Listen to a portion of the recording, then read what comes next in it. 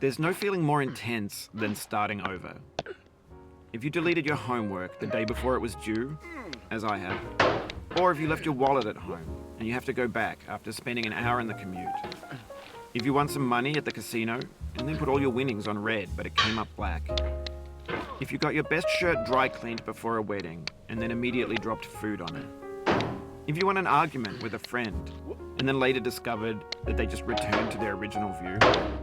Starting over is harder than starting up. If you're not ready for that, like if you've already had a bad day, then what you're about to go through might be too much. Feel free to go away and come back. I'll be here. Alright, thanks for coming with me on this trip. I'll understand if you have to take a break at any point.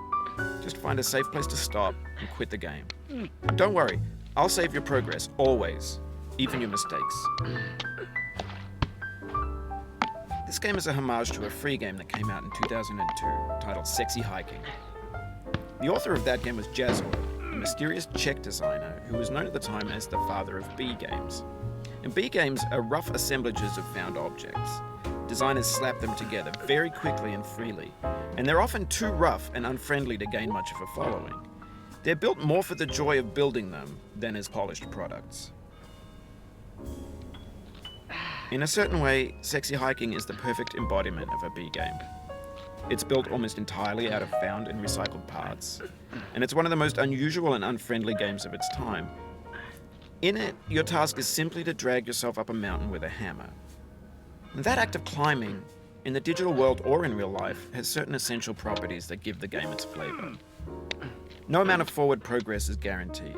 Some cliffs are too sheer or too slippery. And the player is constantly, unremittingly in danger of falling and losing everything.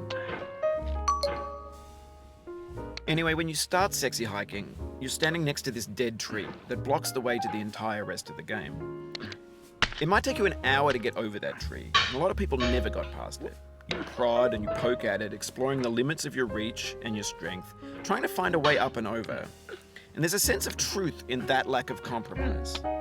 Most obstacles in video game worlds are fake. You can be completely confident in your ability to get through them once you have the correct method or the correct equipment or just by spending enough time. In that sense, every pixelated obstacle in Sexy Hiking is real.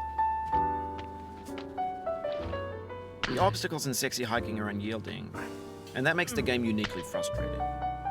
But I'm not sure Jazzo intended to make a frustrating game. The frustration is just essential to the act of climbing, and it's authentic to the process of building a game about climbing. A funny thing happened to me as I was building this mountain. I'd have an idea for a new obstacle, and I'd build it, test it, and it would usually turn out to be unreasonably hard.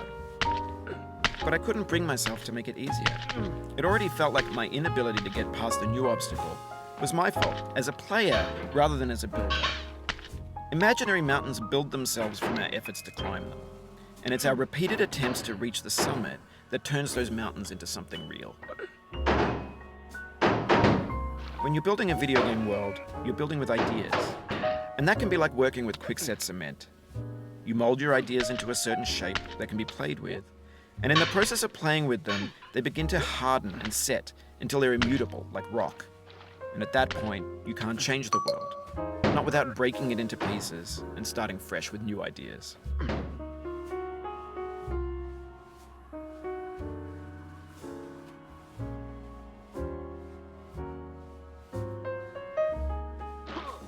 For years now, people have been predicting that games would soon be made out of prefabricated objects, bought in a store and assembled into a world.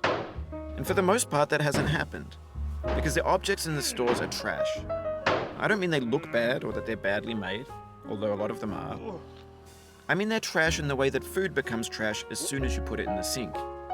Things are made to be consumed and used in a certain context, and once the moment is gone, they transform into garbage. In the context of technology, those moments pass by in seconds. Over time, we've poured more and more refuse into this vast digital landfill that we call the internet. It now vastly outnumbers and outweighs the things that are fresh and untainted and unused. When everything around us is cultural trash, trash becomes the new medium, the lingua franca of the digital age.